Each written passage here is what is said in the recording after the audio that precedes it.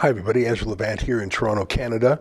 Most of our viewers are in Canada, but we have viewers around the world because we talk about issues that are of common interest in the United States, Western Europe, Australia, the entire Anglosphere. And of course, like so many people around the world, our eyes are transfixed by the war between Israel and a terrorist group called Hamas, and how that seems to be knocking down other dominoes.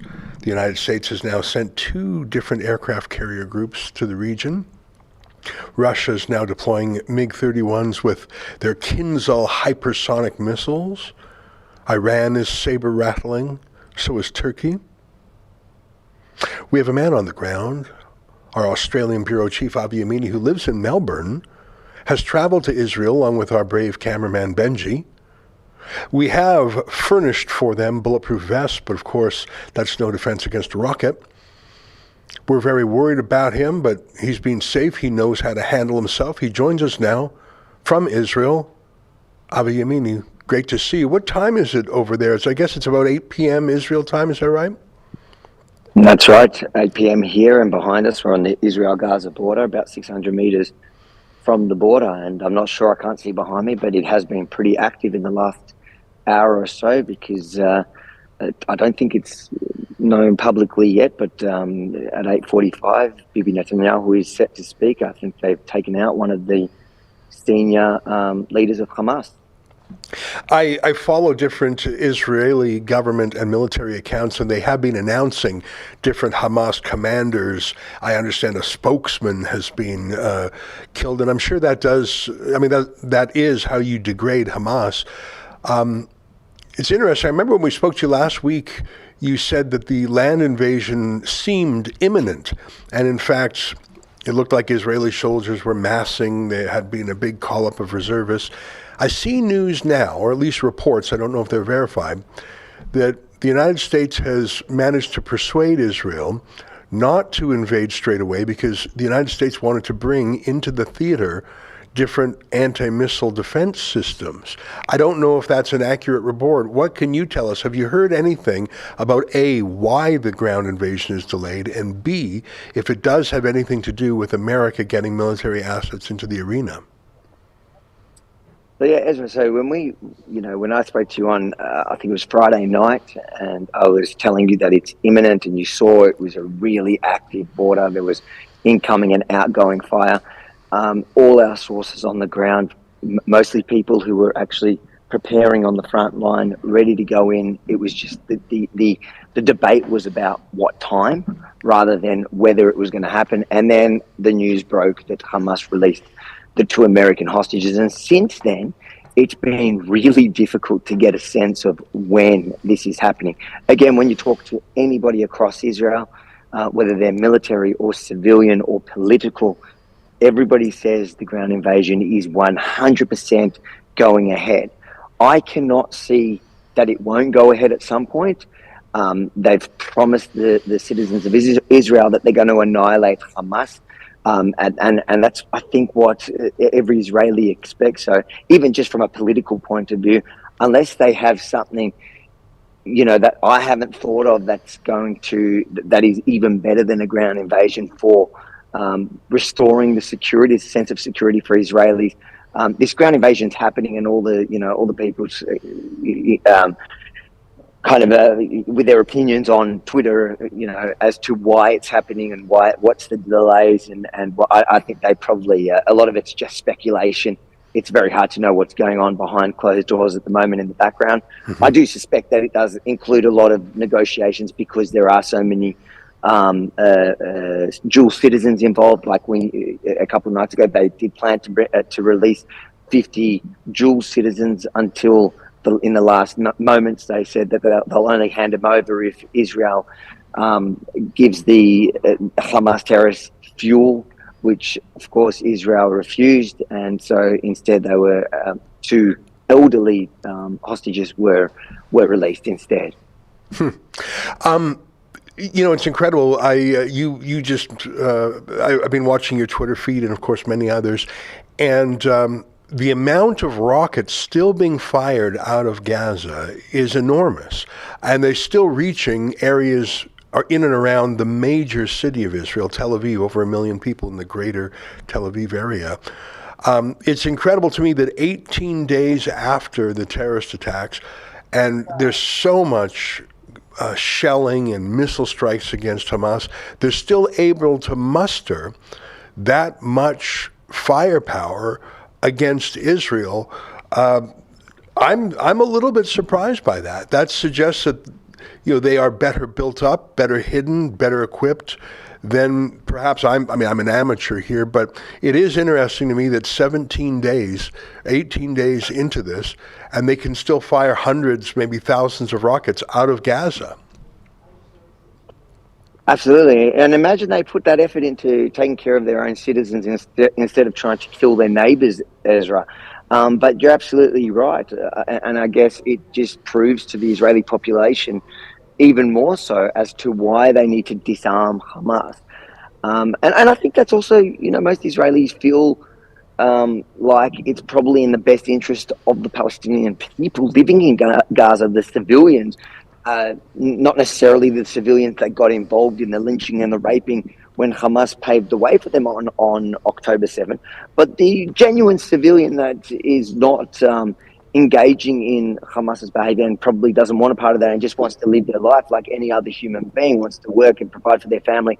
So most Israelis think that if you remove Hamas, it's going to, one, protect Israel, but also, two, it gives peace and opportunity that will allow the Palestinian people themselves to thrive. Because remember, all that foreign aid that's been going to the Gaza Strips, billions a year, has obviously not gone to the infrastructure for the Palestinian people. It's gone to the infrastructure of the terrorist group for weapons, missiles, and obviously their intricate, huge tunnel network under the city. And that's probably the biggest fear going in for the ground forces here in Israel when they do finally enter the Gaza Strip. But we've had a pretty full day today. Actually, we've finally gotten some. It's really hard to get access here at the moment because it's interesting because we're traveling with another Australian who does a lot of wartime correspondence, and he says to me that when you go to war zones that are organised, access is always a lot harder. And he covered a lot of Ukraine, and he was saying in Ukraine you can just walk up to anywhere. You can literally walk to the front line, and you just say, "Hey, I know Robbie. I'm good." Here it's not like that, and it dawned on me today is I've got such a large family who are all serving here, and I made some calls to some family members that actually serve in some elite units, and I said, "Hey, we want to talk to the real soldiers, the real fighters that are going in, not the spokesman, because we're being offered all these spokespersons like all the other media, but that just doesn't interest me, and I don't think it interests the viewers because we know their talking points. We want to hear from the people that are actually going to be marching across that border at some point, and we certainly got that today. In fact, we also got Special Forces police who helped recapture Sderot, this city that 50 terrorists went house to house butchering the locals. So it's been a pretty full-on day, and behind us, of course, I think you can hear it. It is certainly heating up. Wow. So we'll be able to see all those interviews at thetruthaboutthewar.com in the hours ahead. I understand that you have to send those videos back to us here, and you're busy in the field, busy editing. There's so much going on. You're a one-man army. Well, Benji's with you too, and I salute you both for doing that. You mentioned earlier that a ground attack is something that every Israeli wants, not just for a sense of justice, but for a sense of so it will not happen a second time. And the fact that Israel hasn't been able to knock out from the air Hamas's rocket launching capability sort of demonstrates that maybe that brutal Stalingrad-style house-to-house battle is necessary, although I just am terrified at the thought of that. I mean, these underground tunnels, it's not like a trench network. These tunnels can be 200 feet deep. Like, these are serious, it's almost like a mine. And I don't even know if there are missiles that can penetrate that deep from the surface. I'm not an expert enough to know. And the idea of sending soldiers into underground, booby-trapped tunnels in the dark is so terrifying to me. I mean, we know in Vietnam there was these traps and tunnels, but those were nothing like 18 years of industrial tunneling. I'm terrified of what might come. But you said maybe there's something more appealing to assuage the enraged and sorrowful Israeli public. And the only thing I can think of is a sort of decapitation strike at the Hamas leadership, or even Iran, Hamas's financier. And I'm just, in my own amateur way, thinking, well, what could Joe Biden possibly be offering Israel to make Israel stop the invasion? Joe Biden is not going to send American troops onto the ground of Gaza. I'm pretty sure about that. Would he have American special forces go and grab the leadership of Hamas? Would he even try something with Iran? I don't know, but it would have to be of that kind of qualitative character, I think, to be any sort of acceptability to the Israeli public that's not wanting to go ahead, weigh in. I think for the Israeli population, it actually has to come from, and not only for the Israelis, for the Arab world as well. I think that this needs to come from Israel. It can surely the support of the United States, at least symbolically showing that they actually are going to stand by their allies, is important, because I think most of the world doesn't believe in America's might anymore, especially since they talked so tough when it came to Ukraine and they did absolutely nothing. But I think that whatever it is, it's kind of got to be this Entebbe moment for Israel. One, for the population to feel like their military and the brand of the IDF is reclaimed, and the same for the Arab world. The brand of the IDF, the one that they feared for so many years, Israel's entire existence relies on that. So it is important that it comes from Israel, and Israel reestablishes that kind of military might. And I feel like they're cooking something, and we're just going to have to wait and see, because maybe there are a lot of people getting impatient. Yeah. There are also a lot of, this has never happened. It's never happened that Israel has to basically go in and fight while there's 210 plus hostages in there. So it's a really active scenario and a dynamic one as such, because the last one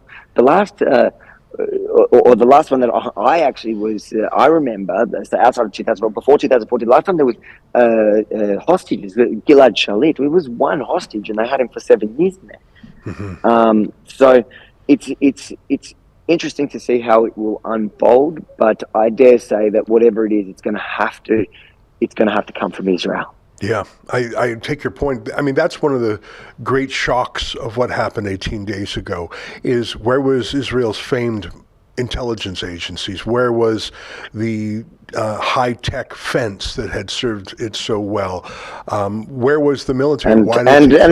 This is the question that I've literally asked everyone, from political figures to activists to not the special forces, a police officer who reacted here, to regular military, and everybody says a lot has to be answered.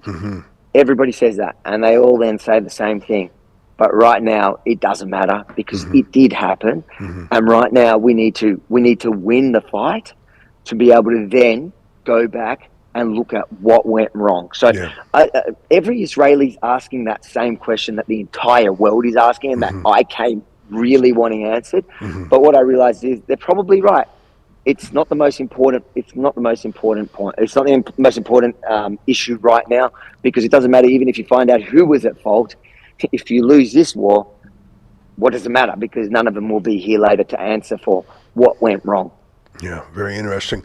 Well, it's quite a fleet that the United States is assembling, and I keep thinking to myself, why? Is it just to warn other powers not to get involved, warn Hezbollah not to attack. I mean, if you have 2 aircraft carriers, including the newest and the largest ever built, the Gerald Ford, that is a lot of firepower, and it'll be interesting to see. I think there's a build of a number of militaries at the moment building up in this region, including the Australian Army is redeploying to the Middle East at the moment. That was announced today as well. So I think that people realise that this conflict, I hope, doesn't grow into something bigger, but people realise, or at least countries realise what's at stake here. Mm-hmm. And I think from the Israeli perspective, at least the Israeli citizen and the Israeli soldiers and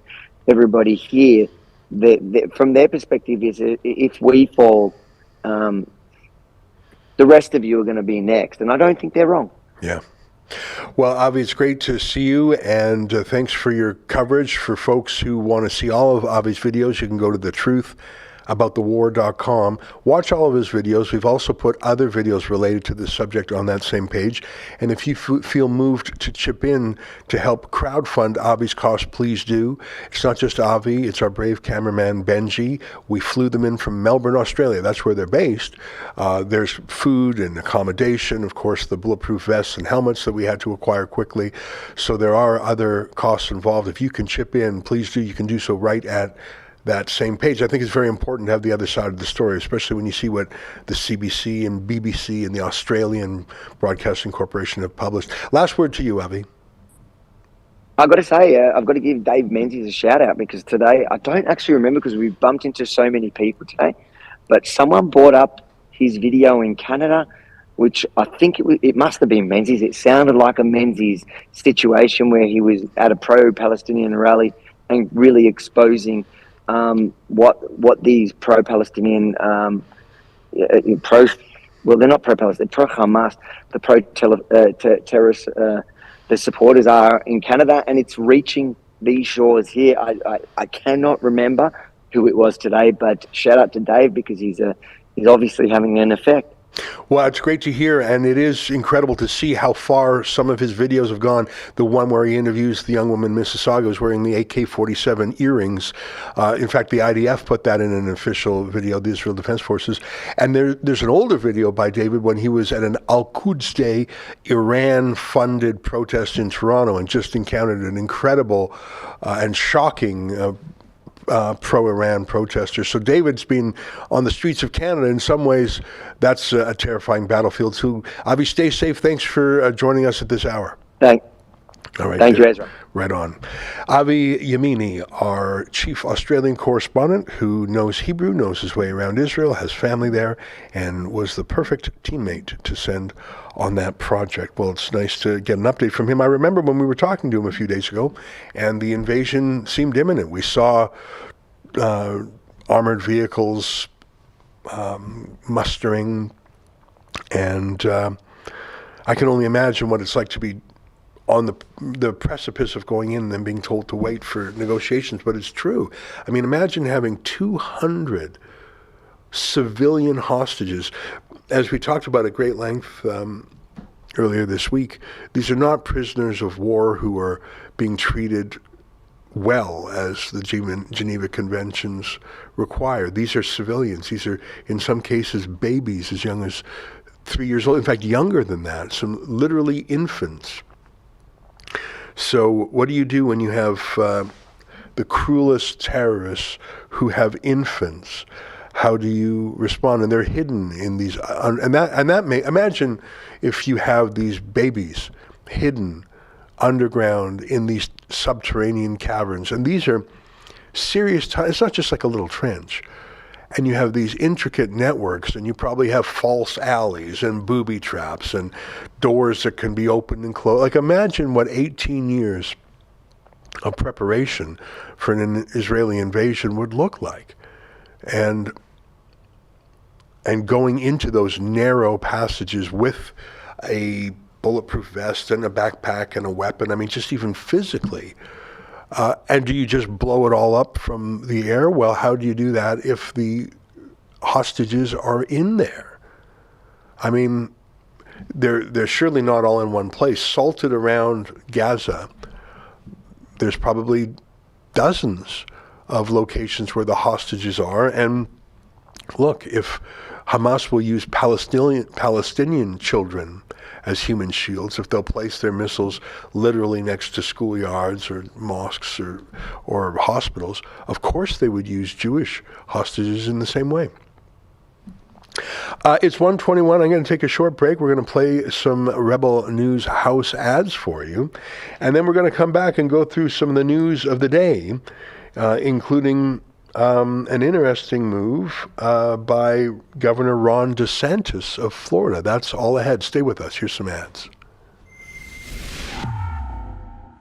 David Menzies for Rebel News here in downtown Toronto, and I got to tell you folks, next March 23rd to 30th to be precise, we are going on a Caribbean cruise. Can you imagine that? And a lot of your favorite rebels will be there, such as Sheila Gunn Reid. We got Alexa Lavoie, the big boss man himself, of course, he'll be there. Ezra Levant. And how about this? How about this for the cherry on the sundae? Tamara Leach, Canada's #1 freedom fighter. She'll be on that boat too. And look at the itinerary. We're going to be going to Half Moon Cay in the Bahamas, and then we're going to jazz it up in Ocho Rios, Jamaica, and then there's Georgetown in the Cayman Islands, and finally Cozumel, Mexico. Can you imagine that? If you want more details in terms of getting aboard the ship, go to rebelnewscruise.com. That's rebelnewscruise.com. All the details are there, the departure dates, the costs, and you know what? This is not just a fun-filled getaway. This is a way in which Rebel News raises some revenue. Unlike the mainstream media, we don't receive a nickel of government funding, nor would we take it if ever offered. So it's win-win. Enjoy yourself in the Caribbean and Mexico, and also support your favorite online news channel. So that's rebelnewscruise.com. I hope to see you aboard. Hey, Ben Shapiro here. This November, the Wilberforce Project is bringing me to Canada. If you want to fight the woke machine destroying families, join me in Calgary for my talk, hosted by the Wilberforce Project. Go to benshapirolive.ca for info and tickets.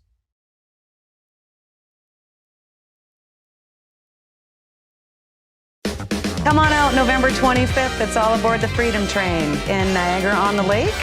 You can check Rebel News for updates and also the Freedom Passport site.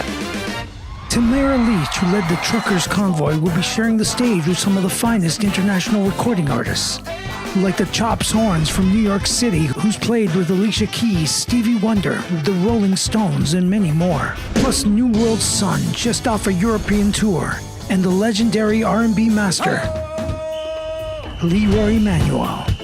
Get on the Freedom Train with Tamara Leach. Saturday, November 25th at Niagara-on-the-Lake Central Community Center, 680 York Road. Get your tickets today at freedompassport.ca. The Freedom Train is coming. Know your rights. Know your freedoms. Hey, welcome back. So what can we do about things on the home front? And that's actually been just as troubling to me as what happened over in Israel. What happened over in Israel was a display of barbarism that is shocking. It's Stone Age type stuff. So we talked about yesterday at great length, apocalypto type stuff, human sacrifice type stuff, animalistic. I don't like comparing people to animals. It's dehumanizing, and we have to treat people as people, even if they've done something terribly evil. But at a certain point, they are comparable to animals, although animals I don't think are deliberately cruel. There's a cruelty that would shock even the Nazis, I think. But that's overseas, and there are big issues for Israel to figure out how to attack Hamas without causing the death of the hostages, how to attack in Gaza without falling into 100 booby traps.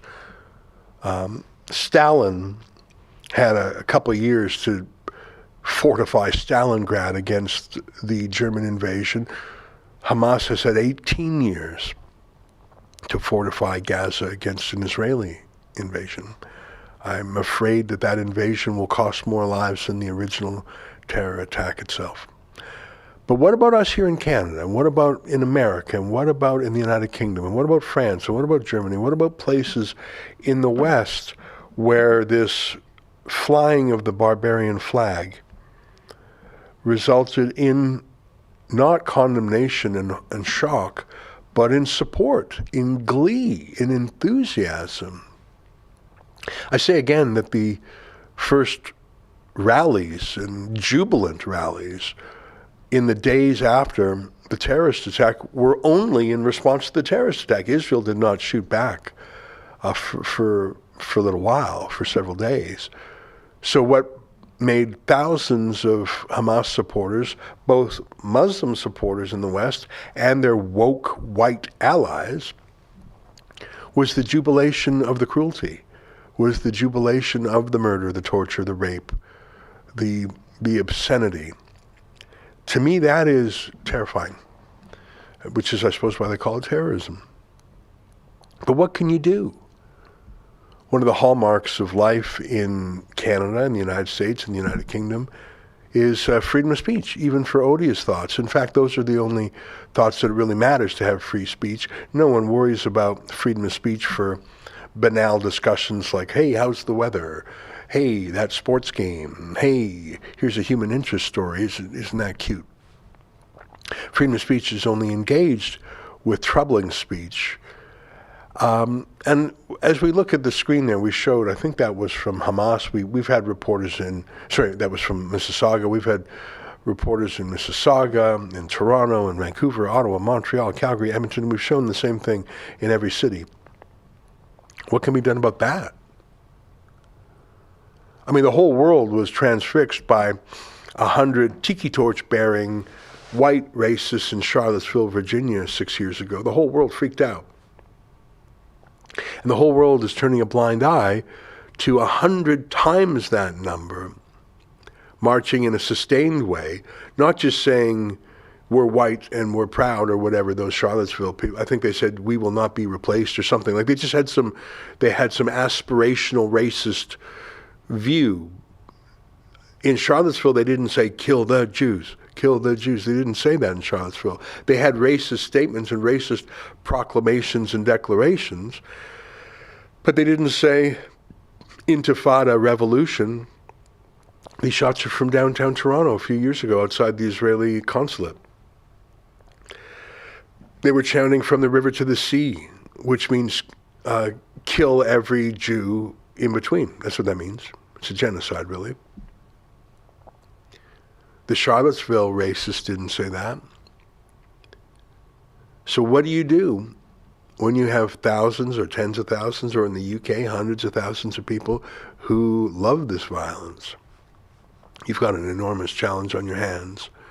I think one obvious solution is to turn off the tap, to stop adding more to the problem, which I think is unvetted mass immigration from places where anti-Semitism and anti-Westernism and violence is the norm. So I think the first rule of holes is when you're in one, stop digging. But even if you do that, which is dubious, what do you do about the folks who are already here? Well, I think that's the second point. If someone's a citizen, they would have certain rights. If someone's a guest, a visitor, for example, if they're a foreign citizen on a student visa, attending a university in Toronto or Vancouver or Montreal or New York, they're here as a guest. They don't have tenure here. And while the courts generally uphold that even guests have freedoms under our constitutions, they can be kicked out for much easier grounds. If someone is not a citizen, countries can exclude them for almost any reason because they don't have the same tenure, they don't have the same rights as citizens do. So I think one thing that we've seen is a call for foreign nationals who are here on student visas, who go to these hate rallies, to have their visas canceled. And In fact, you had a video up there 1 second ago. Let's play this video. Here's Ron DeSantis. This is from a few days ago, and then I'm going to show you an even more interesting thing he did. So here's Ron DeSantis talking about foreign nationals in the United States who are not citizens and who are not being good house guests. In fact, who are calling for the death of Jews, both in Israel and America. Here's Ron DeSantis.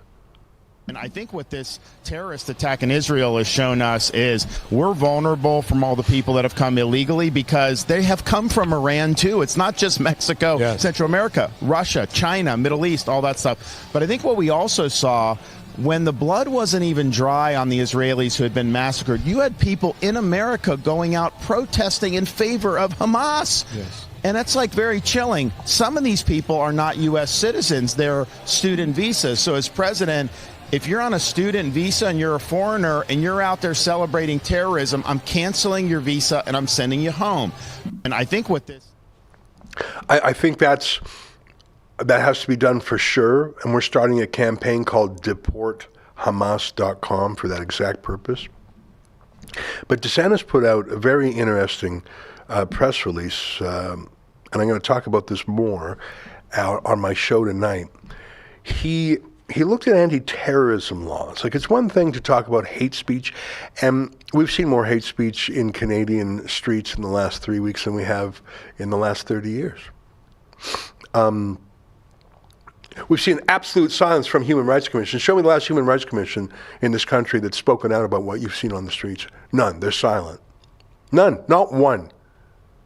Tell me the anti-hate group or the race relations group. These are the folks who call everyone else a racist at the drop of a hat. Completely silent here. But the thing about anti-hate speech laws is you know they're going to be used against folks like you and me because it's in the eye of the government prosecutor. Hate speech is speech that they hate. I mean, really, every time freedom of speech is narrowed, it redounds to the benefit of the government, and it reduces the freedom of the citizen. But what if it's not just speech? I've shown you before the criminal code provisions. They make it a crime to participate, facilitate, instruct, or harbor terrorists. Those are the 4 categories of things you can't do if something's an official terrorist group. Participating, facilitating, instructing, and harboring. Every person who knowingly participates in or contributes to, directly or indirectly, an activity of a terrorist group for the purpose of enhancing the ability of any terrorist group to facilitate or carry out a terrorist activity is guilty of an indictable offense and liable to imprisonment for a term of not more than 10 years. And there's more details there. I won't go into it now. It's quite a long thing. You can find it yourself. It's so easy to find. Just type in criminal code terrorism provisions, and that pops up. So let me show you a press release put up by Ron DeSantis yesterday. It's actually, the version I have here is not from DeSantis or his campaign, and not from the government of Florida per se, but rather a branch of the government of Florida called the State University System of Florida. So in the United States, this is my understanding, there are state universities, there's city universities, and then there's independent, there's private universities. It's just different circuits, really. I presume the state universities are funded and directed and controlled by the state. That seems like common sense to me. Let me show you a memo sent to all state university presidents yesterday. And I'm going to go into some more detail on this tonight on the Ezra Levant Show, but I'm going to read a little bit of this to you now. So this was to all state university presidents. If you want to put that memo up, and I'll just sort of read from it as we go. Deactivation of National Students for Justice in Palestine. During a holy Jewish holiday, the recognized terrorist organization, Hamas, launched an unprovoked attack on Israel, including those killed were babies, women, and the elderly. To date, approximately 1,400 Israelis have been killed, including 31 American citizens. Governor DeSantis, our state university system, and the Florida college system have condemned these attacks. Hamas is responsible for this attack and claims it as Operation Al-Aqsa Flood. So that's important because Hamas said, yeah, it was us. In the wake of the terror, military leaders of Hamas have called for the mobilization of Palestinians in support of the operation. Okay, so realize what he's saying here. Terrible terrorist attack. Hamas admits it was them, and they've called for helpers. Okay, you can see the direction this is going, right? Participate, facilitate, instruct, harbor. That's the Canadian version of the American. America has the same law. And then here we get into it. In response and leading up to a day of resistance, the National Students for Justice in Palestine released a toolkit which refers to Operation Al-Aqsa Flood as the resistance and unequivocally states, quote, Palestinian students in exile are part of this movement, not in solidarity with this movement. So they're saying, hey guys, you're not outside it, you're in it, get aboard. Well, how stupid is that? Imagine saying in public, we are going to be a part of this terrorist operation. Well, why not? They've been getting away with that sort of talk for years. In fact, I'm surprised. That's really not much more radical than we've heard from Ilhan Omar or Rashida Tlaib. Well, and then here he comes to his point. It is a felony under Florida law to, quote, knowingly provide material support to a designated foreign terrorist organization. And then they cite the Florida statute. Here, National SJP, that's the Students for Justice in Palestine, has affirmatively identified it as part of the Operation Al-Aqsa Flood, a terrorist-led attack. The State University System of Florida has at least 2 institutions with active national SJP chapters. These chapters exist under the headship of the National Students for Justice in Palestine, who distributed a toolkit identifying themselves as part of their Operation Al-Aqsa Flood, based on the National SJP's support of terrorism in consultation with Governor DeSantis. The student chapters must be deactivated. These 2 student chapters may form another organization that complies with Florida state statutes and university policies. The 2 institutions should grant these 2 chapters a waiver for the fall deadlines should reapplication take place. In other words, and can you put up the, I think there's a second page there. Let me just call it up here on my own screen. So you'll see, I'll just wrap up. It's actually not that much more. Promoting excellent educational quality while providing a safe environment for all students is paramount. The state university system will continue working with the executive office, blah, blah, blah. Contact me if you have any questions. And there's some links, including to the, quote, toolkit. So it's an interesting case, and it really is a slam dunk, isn't it? If you say we are part of the terrorist attack, not in solidarity to it, help, here's a toolkit to help. Well, I mean, it's like you went through the criminal law and went check, check, check, check all the way down the list. Now, again, I showed you the Canadian criminal code. Obviously, that is not the same in the U.S., but there is that Florida state law that the governor cited. So look at that. He hasn't deported them yet. And again, many of the members are probably American. That's what's so terrifying here, is it's not just extremists who have come from other countries. There are extremists in our own countries. But at the very least, to designate these student groups as illegal terrorist entities that must be deactivated, what does that do? First of all, that takes out those campus groups. Second of all, sure throws some cold water on some hotheads. What am I at? Third of all, it shows that standing up for Jews in the university campus against these anti-Semites is real and not just talk like it is with Trudeau. And fourth of all, I think it's a role model for other governors around the country, as Ron DeSantis so often is. I'm not going to go on too much longer about this subject because I want to save some ideas for my show tonight, where I'm going to talk at length. But this is what Ron DeSantis does. And I don't think Ron DeSantis is going to beat Donald Trump in the Republican presidential primary. I mean, he's so far back. If Trump was not running, then yes, I think DeSantis would win. But Trump is running, and I think he'll even run from jail. And frankly, I think he might even win from jail. If you saw my show last night, I went through the Harvard-Harris poll, and Trump is way ahead of Biden. And if you throw in Robert F. Kennedy Jr., who said he's running as an independent, Trump is still way ahead of Biden. So, I mean, that's just a snapshot in time. And of course, you have to win beyond the margin of fraud, beyond the margin of lawyer. But if there were an election today, Donald Trump would win.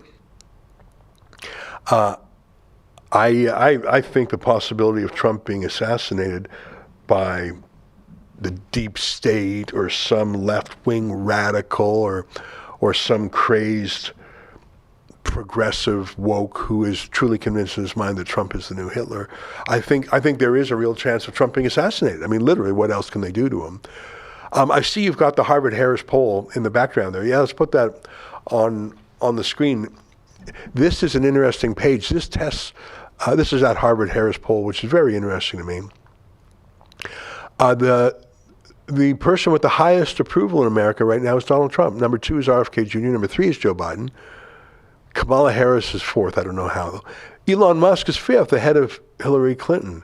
Ron DeSantis is there, and you can see that they have Elon Musk is not running for anything. They put Netanyahu's name on there. They put Alexandria Ocasio-Cortez on there. They put Mahmoud Abbas, the head of the PLO, on there, and Rashida Tlaib and Ilhan Omar, which I just chuckle about. That's an interesting thing. That's just approval or not approval. But do you remember this slide in there that actually, it's a pie chart that shows the result. So what we just looked at there was the do you approve or disapprove? But if you scroll a little further down,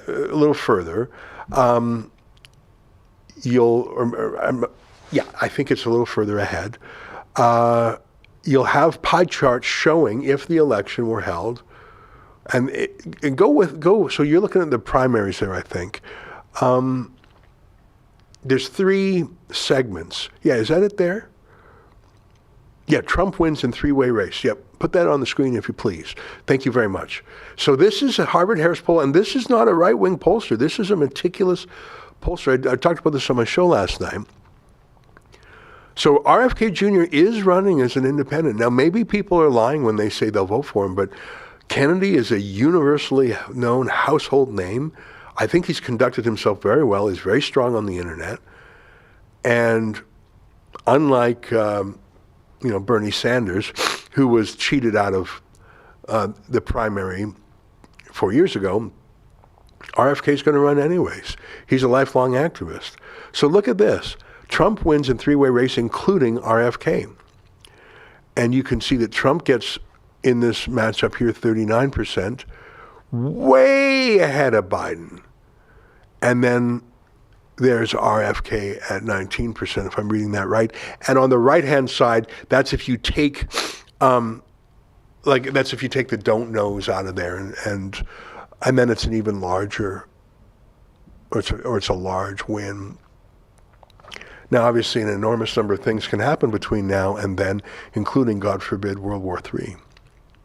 But yeah, I found that a very interesting poll. What I went through in there actually was the American support for Hamas or Israel. I don't know if it's easy for you to find, Olivia. I think that was earlier in the poll. I don't remember where, maybe not. Yeah, that shows that people are starting to get worried about the war. But then there was another poll that asked people, are you for Hamas or for Israel? And seniors, by that I mean people over 65, 95% of American seniors are for Israel. And that's great. And of course, seniors vote more than anyone else. And 91%, yeah, that's it right there. So here's the question. A large majority of voters think the attack on Israel was a terrorist attack, And then, do you think the recent attack was a terrorist attack or not? Yeah, 86% to 14%. But go to the next chart. 3 in 4 voters say Hamas was indiscriminately targeting civilians. Yeah, so just go to the next page, if you please. And then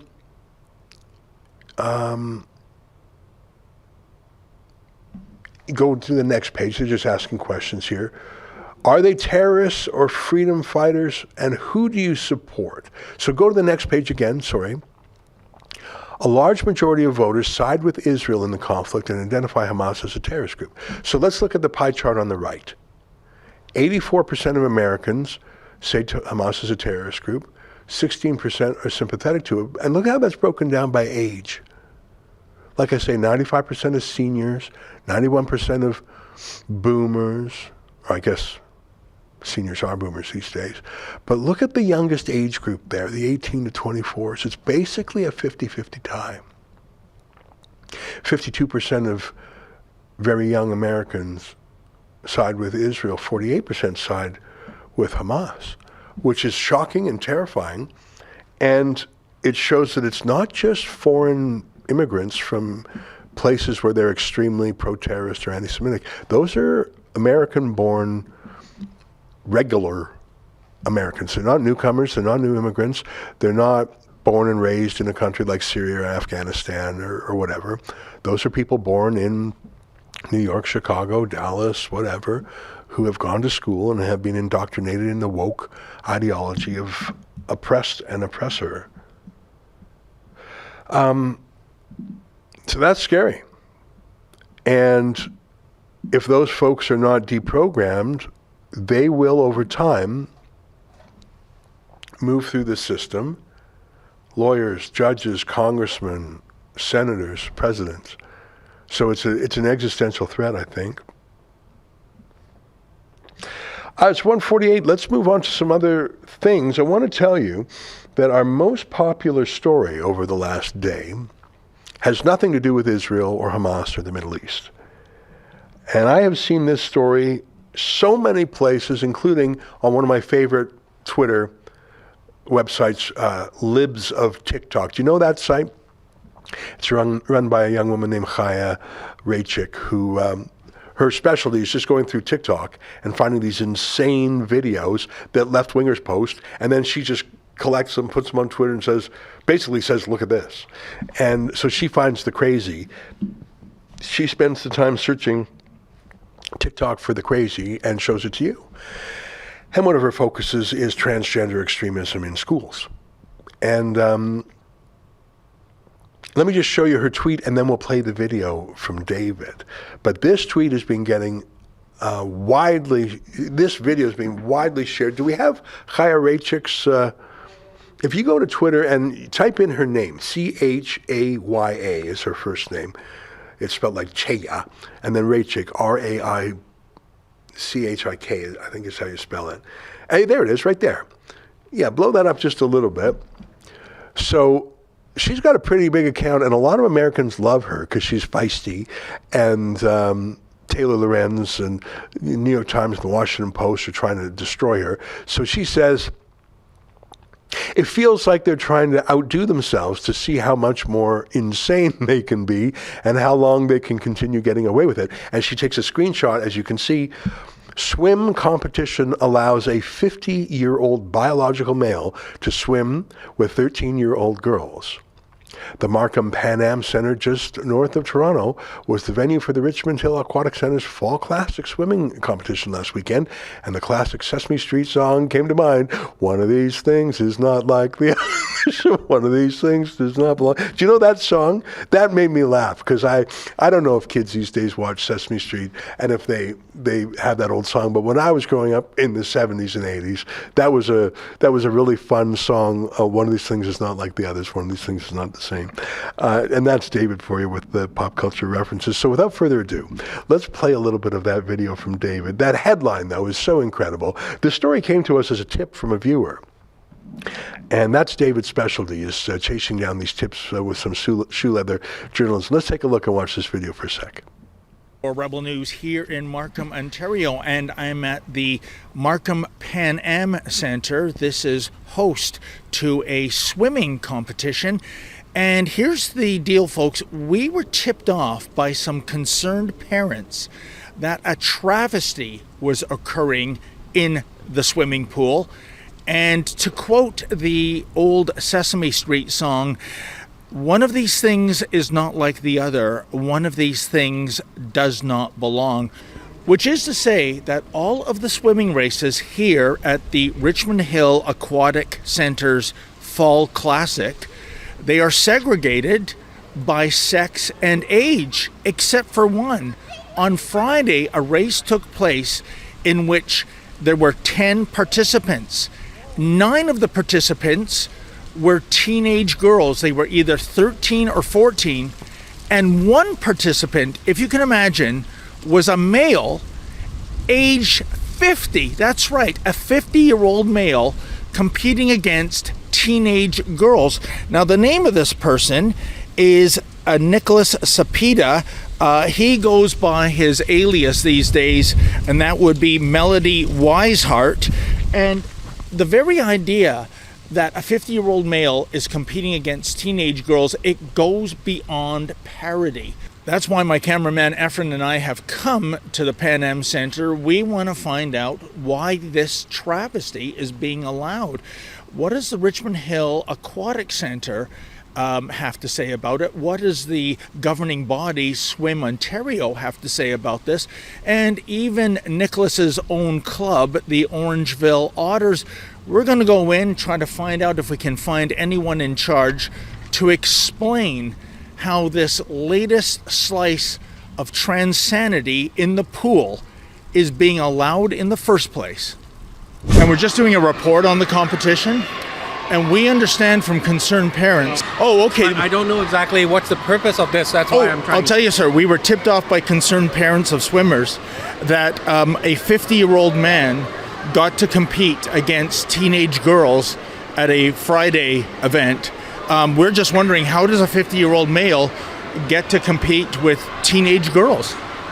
Well, it's not actually, I don't think that it happened because I'm actually the competition coordinator for this meet.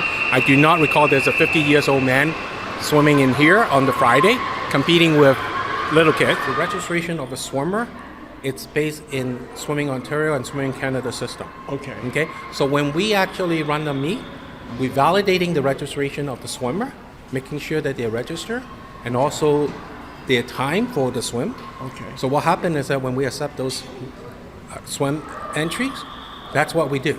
It's all going through a system running by Swimming Canada. So what happened is that, yes, it's my mistake. We did actually, indeed, there was someone actually swimming on that. Okay. However, that would be Melody, right? Well, I don't know exactly because I wasn't present. So there's no name on that list? Yes, there's a name in here. That's why I'm saying I'm validating whatever the sheet that you have is correct. Okay. However, the meet was open age sections. Okay. So what happened is that session is actually allow any age swimmer. I don't get into with me on age because it's all based on what Swimming Canada's registration. Okay. But Mr. Chan, what I don't understand is that 9 out of the 10 participants were female and either 13 or 14, and the 10th participant was a male, 50 years of age. Okay, so as I said, don't talk about gender for me because I do not know, because the registration, whatever they enter, this is a 13-year-old girl. Yes. So the registration in Swimming Canada, as I say, when the entries comes in, we're validating, we only have a girl and male event. So what happened is that whatever registration in Swimming Canada for that swimmer, whatever gender, it goes into whichever event. Okay. Girls. And so that means so that I could come to an event like this. I could say I identify as a 13-year-old girl and I swim with the 13-year-old girls. We base on Swimming Canada registration. So if the swimmer registered in Swimming Canada registration as a female, she'll be eligible to come down to actually swim in this heat. Now, obviously, if you actually jumped up with a man with all the girls, that will be a question for us, right? But on the other hand, in terms of accepting the swimmer into the meet, that's what we base on. Okay. Well, Mr. Chen, if you can get that Swimming Canada person I'm actually trying to get that. Just wait for him. I'll call with him. So he's more than happy to actually talk with you guys on Monday Oh, on Monday. Okay, and that's Dean Bowles. He's the CEO of Swim Ontario. Yes. What about the fella with Swim He's Canada? actually officiating. I can't actually pull him out. Sorry. Would he want us to come back No. later? No. Talk He with will me, not talk to because us. I actually pull him. He has to go back. But on the other hand, the three of us are on the phone with Dean. Okay. And then Dean is actually happy to actually talk with you guys on Monday. Is Dean available right now? Because we have No. we might have to do a follow-up We story. actually interrupt him at the middle of something. This is a Sunday afternoon, right? Keep that in Oh, mind. okay. So, then. So he's not on site then, right? Okay. no, Then. no. Okay, so talk with actually Dean on Monday. Well, there you have it, folks. We did try to get their side of the story. That would be Swim Ontario and Swim Canada. The Swim Ontario official, I guess it's a day off for him. The Swim Canada official, according to Mr. Chan, he doesn't want to come on camera. He's much too busy even after the event is over. So we will reach out for a follow-up story in the days ahead. Now, we don't have any video of Nicholas/Melody in the pool.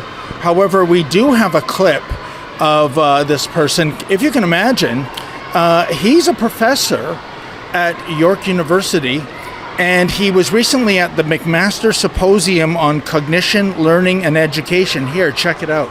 I'm going to start off the talk with a little secret. My secret that I actually do tell my undergrads, thankfully fourth-year undergrads, so they don't realize this early in their career. Massing or cramming for an exam actually works really well, and in many cases, cramming for an exam is better than spacing. And so I want you to take that little message right there and think about this and what implications it has for you as a teacher. So what do you need to do with your course that might help you to design the course in a way that will actually maximize long-term retention? This is assuming that you as a teacher actually cares about long-term retention. So what can you do to make long-term retention the priority of what happens in the course? Because really it's up to you as the teachers to make that difference. Indeed. Now, here's the thing. In addition to being a professor at York University, two of his research areas are children and youth. Oh, and by the way, the swim club Nicholas belongs to, that would be the Orangeville Otters, they have had some media coverage going back to last February. Oh, nothing to do with Nicholas/Melody competing with teenage girls. Rather, it was a lifestyle piece. Will you hear some of this putrid prose that was published in the Caledon Enterprise earlier this year? Quote, "They are now pioneers, members of a generation working against stereotypes and stigmas, facing questions and public scrutiny, and telling a story they are forced to tell, to educate, to pacify, to explain, to help others grow, and the world to evolve," end quote. Wow, can you believe that? And absolutely no mention how much Nicholas charges to haunt a house. Anyways, I think what we found out today was two things. You know, they say it's not necessarily the crime, but the cover-up. I think it's both in this case. The very fact that a 50-year-old biological male was allowed to swim with teenage girls is completely offside. And you saw at the beginning, maybe cover-up is too harsh a word, but we were told emphatically, oh, there's no way a 50-year-old man was swimming with girls on Friday and later. Well, we were factually bulletproof on that. Folks, we're not going to let this sit. We're going to do follow-up stories. We're going to reach out to the regulatory authorities at Swim Canada and Swim Ontario. But then again, maybe like the rugby people here, they're going to not respond. And we're going to try to get Nicholas on the record as well. Maybe we'll show up at a future swim meet, see who this man is competing with then. What an absolute disgrace in the pool. For Rebel News, I'm David the Menzoid Menzies. You know, I appreciate that fella. I think, if I heard correctly, his name was Mr. Chan. I appreciate him talking to David at all. Generally, when the issue of transgenderism comes up, people freeze, they panic, they call the police on David. That fellow there actually seemed pretty friendly, but I think there was a bit of a wall of fog and bureaucrat speak. And I didn't quite understand the answer. If someone says they're a girl, that's enough. Watching that 50-year-old professor in a dress, I don't care what your sexuality is. Why are you talking about it, expressing it, showing it in a non-sexual setting, in a non-private setting? Why are you using your class as a sexual expression, as a kind of therapy, perhaps, or a kind of fetish? That's clearly what was happening with that Busty Lemieux, as David calls him, that shop teacher who had the shocking, bizarre, fake breasts. Okay, you get a kick out of that. I don't want to talk about that. Just don't show me. Just don't bother me, please. And you don't want to do that in the privacy of your own home or other adults, consenting adults. I literally don't care. The world is so messed up. If that's how you get your jollies, I actually don't care. But you take that into a school with children, it's obvious what's going on. You are making them, forcing them to participate in your sexual moment. And you obviously get a thrill out of that. They're essential. They're pressed into being cameo actors in your kind of pornography. Whether you're standing there like that professor in a dress or you're Busty Lemieux in a shop class with minor children and hopping into a swimming pool with 13-year-old girls is so gross. 20 years ago, let alone 200 years ago, a grown man who would sneak or lie or cheat his way into a situation where they are with minor children, all girls, in a swimming environment, and we didn't even hear what change room he uses.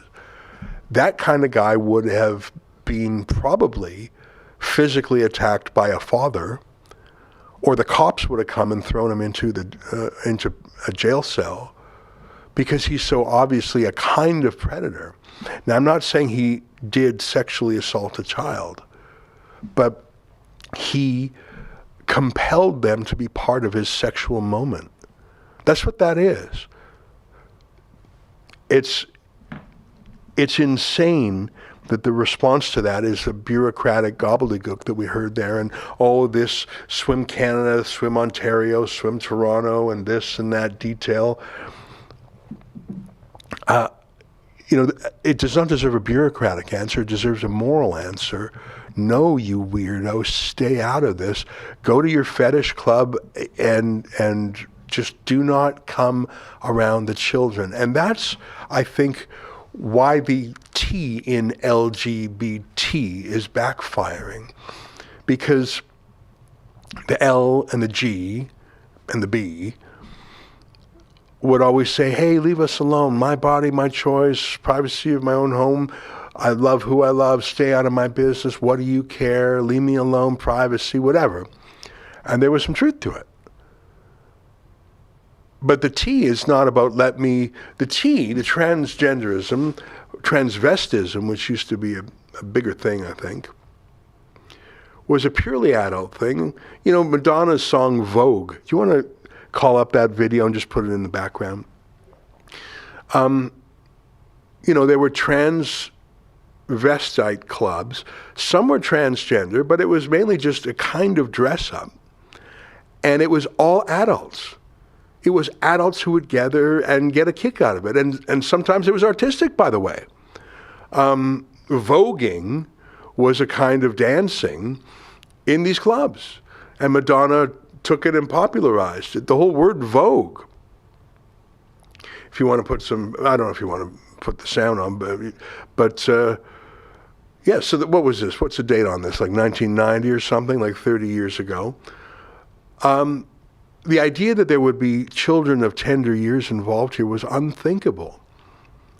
It was a club scene. It was a gay club scene.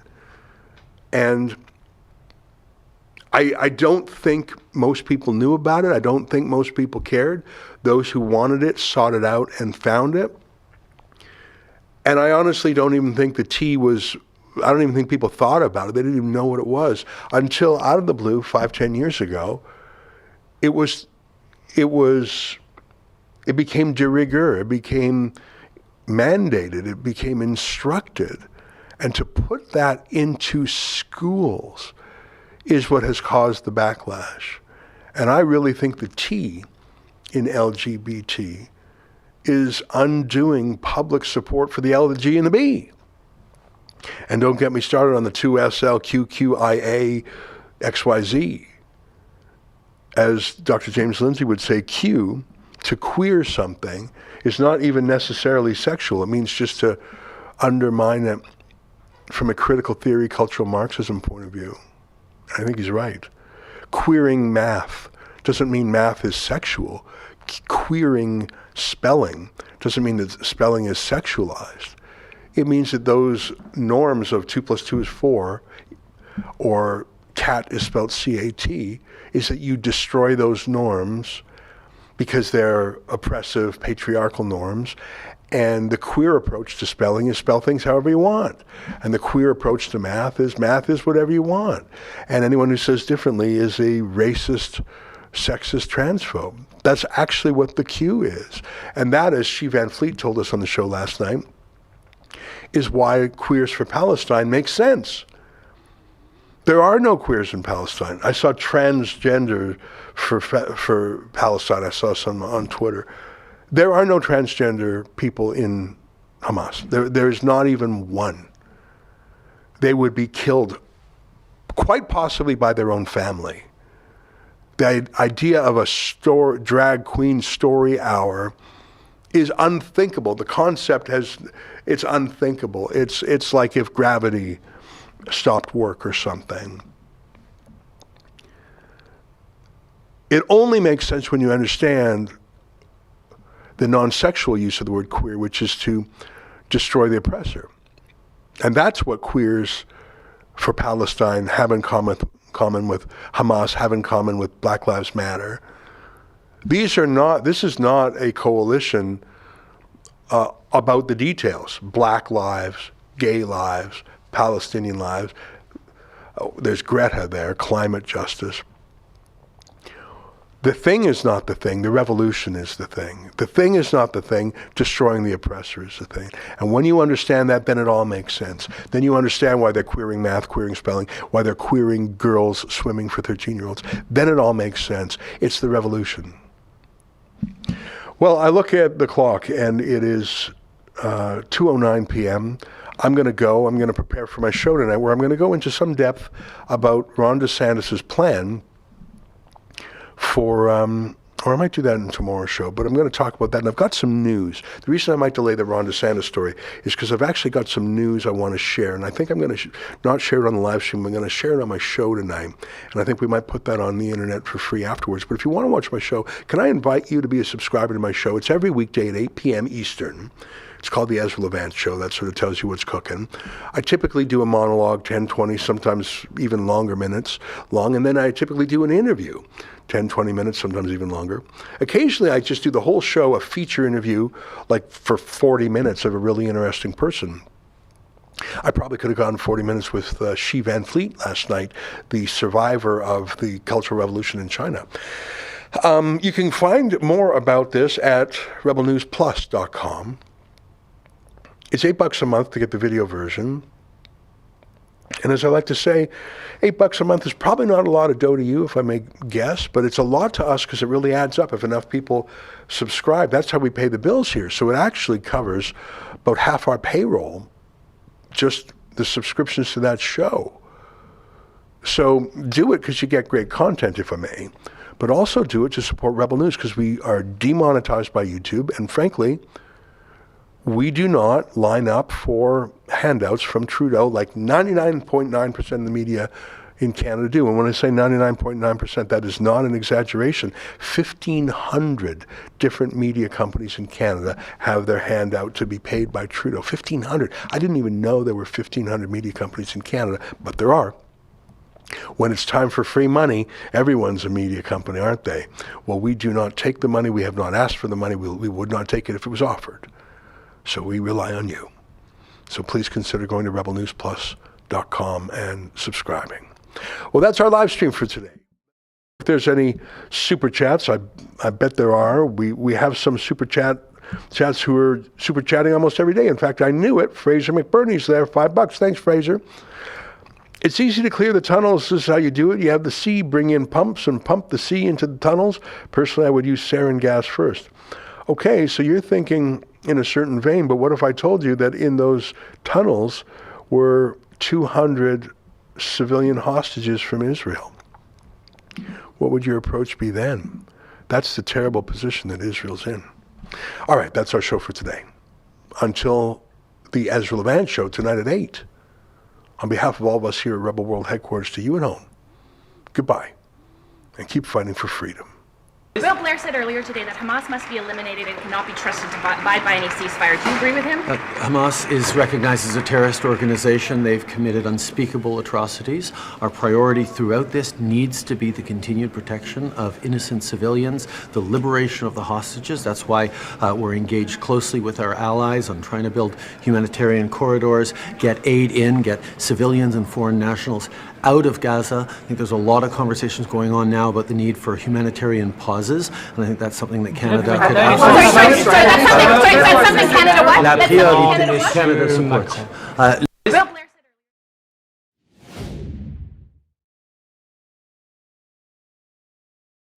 Do you want to start feeling like your pre-COVID self again? You're not alone. The wellness company's Spike Support Formula is an all-natural supplement to help people do just that. It was created by cardiologist Peter McCullough and his expert team of doctors to help the people experiencing effects from COVID and the you-know-what. Go to twc.health/rebel today. I'm Dr. Peter McCullough. After years, I'm finally coming to Canada. I'm a practicing internist and cardiologist.